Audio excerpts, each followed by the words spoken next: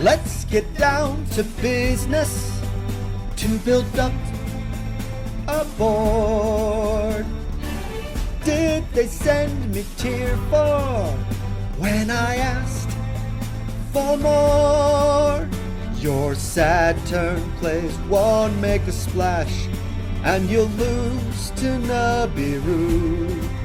Cardboard, I'll make a deck out of you.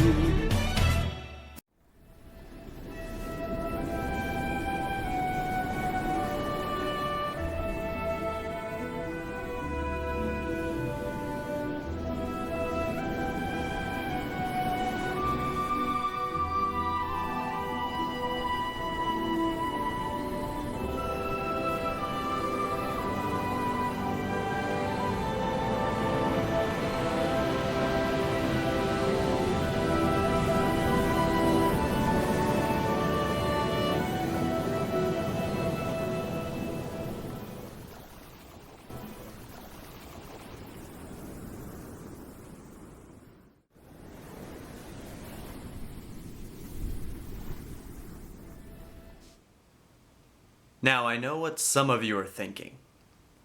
Why on earth are you still doing this challenge? You know, that's something I ask myself every single time I open up the deck, I go through the cards, and I open the product. But I do see potential in this deck. It's just a matter of how long is it going to take until we can uncover that potential. Hopefully we don't have a red eye situation here. But anyway, we have got more product, and this time around, this product that we're going to be opening, I think there are some real bangers in this set that we're going to open. Hopefully, we're going to start to increase our consistency of our deck, potentially strengthen other aspects of the deck to help us combat our opponents, and who knows, maybe a little sprinkling of anything on the side as well. But before we go ahead and do that, if I could ask you to like, comment, and subscribe.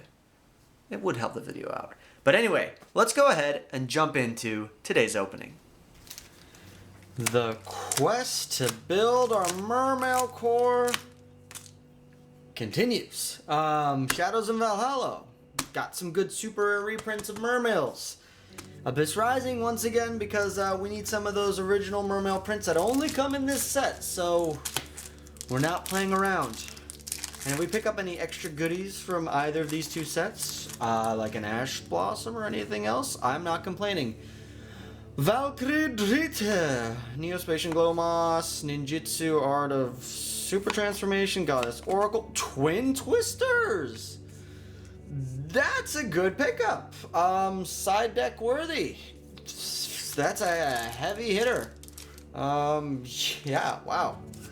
That's a pull. That is a pull. It's not the exact target we want, but hey, it is a good target nonetheless. Alright, Abyss Rising. Stoic of Prophecy. Speak. Madolche Ticket. Bull Blader. Electromagnetic Vadwer. Madolche Messengelato. And what is with my secret rare luck with Abyss Rising? This could have been Megalo. This could have been Bahamut Shark. Oh my god. Thunder Seahorse. Archichanbara, Madolche Marmalade. Another Fishborg launcher. You know what? Maybe if we want to double up on it, we can actually. So that's not the worst thing in the world to have. Yeah, we're back to the start. Wow. What on earth is going on here? How are we getting these pulls? Anyway, the super rares continue. And secrets. Alright. Oh, right off the top. Abysstius, that is a good pull. Cyberdark Impact, Magical Meltdown, the Yellow Ninja, and Acid Thought. This is a banned card, so let's go ahead and put our banned stuff / stuff we don't need up here. But yeah, this is interesting. Abysstius is a very important pickup. This is a very important level 7 that's easy to special summon, and it gets us level 4 lower mermails from our deck to hand. Alright, Abyss Rising.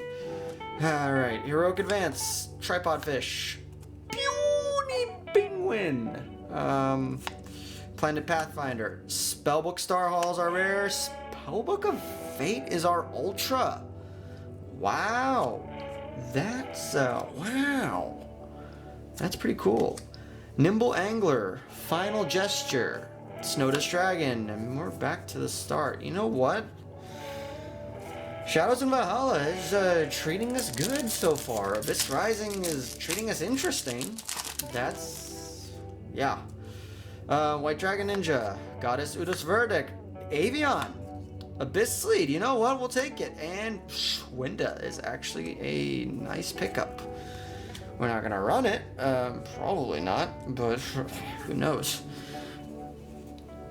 Abyss Lead's cool. It's not the best in the world, but it is a card. All in all, I'd say, compared, relatively speaking, Abysstius is the biggest pickup. Twin Twisters is welcome. Today is the last pack of Abyss Rising. Honestly, I'm looking really for a rare pickup, but I will take a secret or any other. How about a House Dustin? Magic Deflector, Heroic Challenger, Extra Sword, Fishborg Planter is interesting. Justice of Prophecy, and we've pulled 2 of this. The Grand Spellbook Tower. What on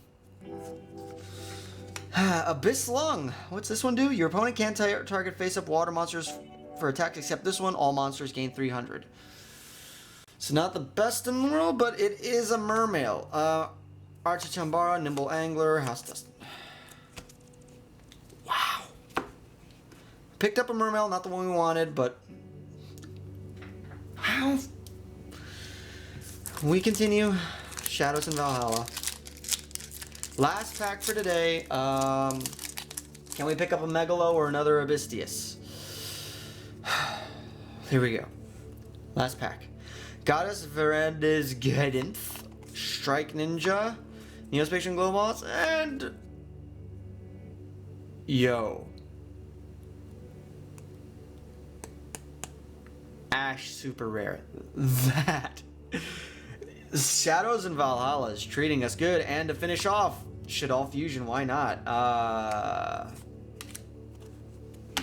I consider this a win in terms of good staples. Twins Ash. In terms of our water engine, we picked up another Fishborg if we want to run it. Mermail engine is finally off to a good start with this Abysstius. Everything else is kind of extra, but time to tweak the deck.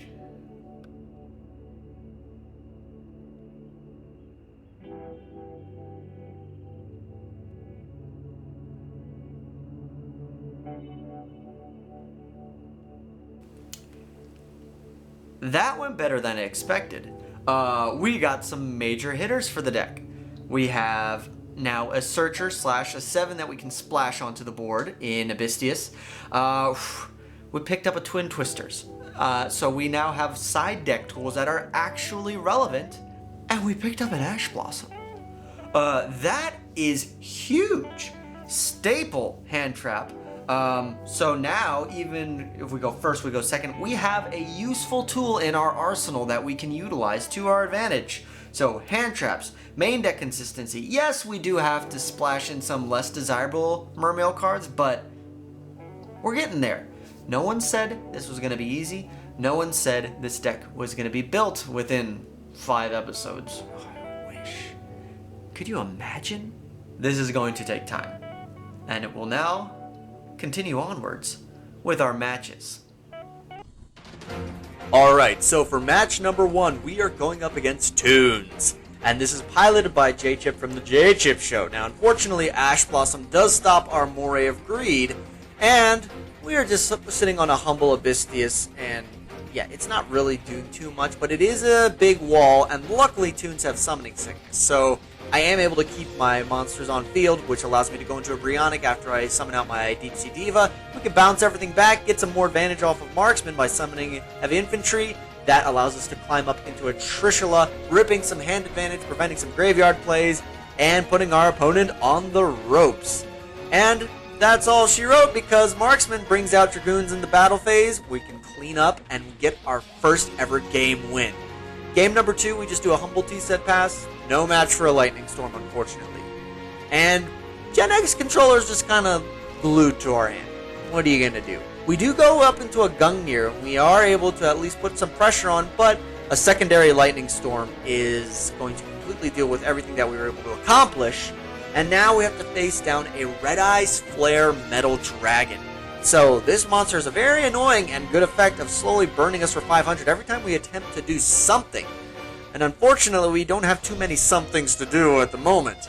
Darkhold not doing too much at the moment, as long as we don't really have much advantage to gain from it, and we just end up losing that game. Game number 3, another T-set pass, another Lightning Storm. What are you going to do? So all my back row that I hope can actually have an impact has not been doing too much for me so far in this match. And once again, we are in a similar situation as the last game. We are facing a Red Eyes Flare Metal Dragon who is incrementally going to eat away at our life points. Keep that in mind for later. Now, unfortunately, we can't really do any plays because our Diva gets ashed and it gets stolen from us. We do have to crash into it to bring out our Dragoons to punch for a little bit. And we are able to climb into a Trishula. Unfortunately, our Trish gets infinite impermanenced, so we can't banish the Red Eyes Flare Metal Dragon and start pushing for more damage. And now we are in a situation where we are just top decking to keep our life points alive. Unfortunately, Red Eyes Flare Metal Dragon continues to nibble away at our life points.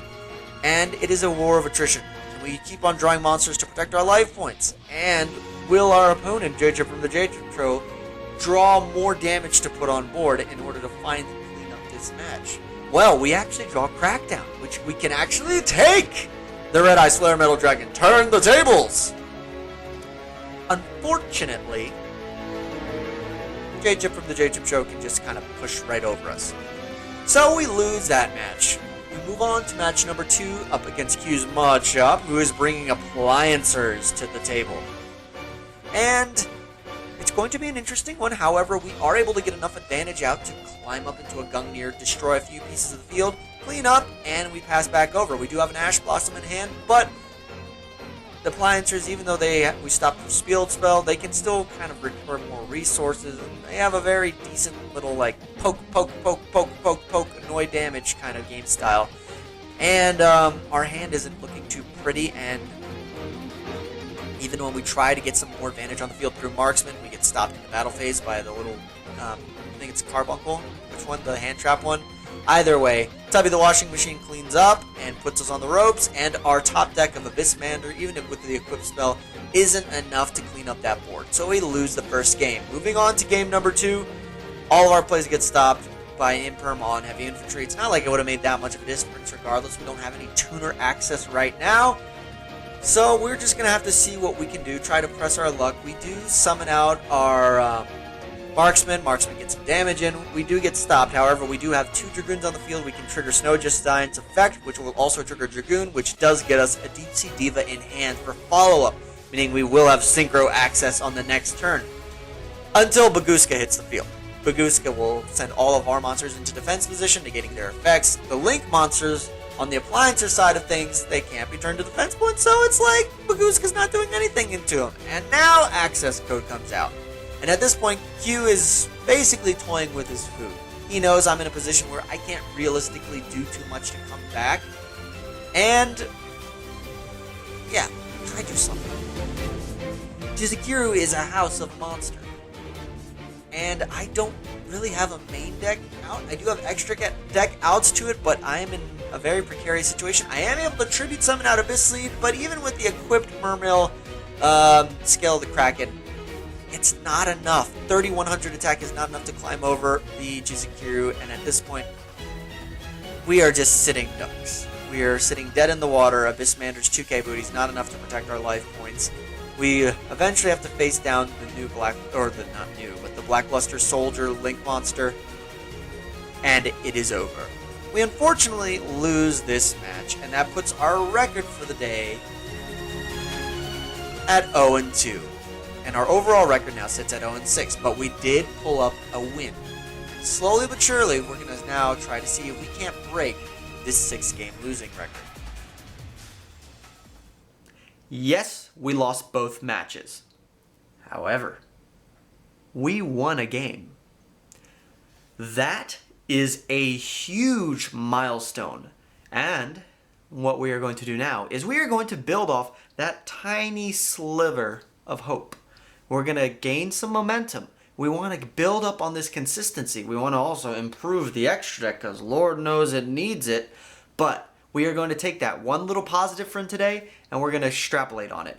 We are going to continue to build this deck until eventually we can start to do some water good stuff degeneracy. But until then, we'll just have to be patient. But thank you all for joining me today, and I hope to see you in the next episode.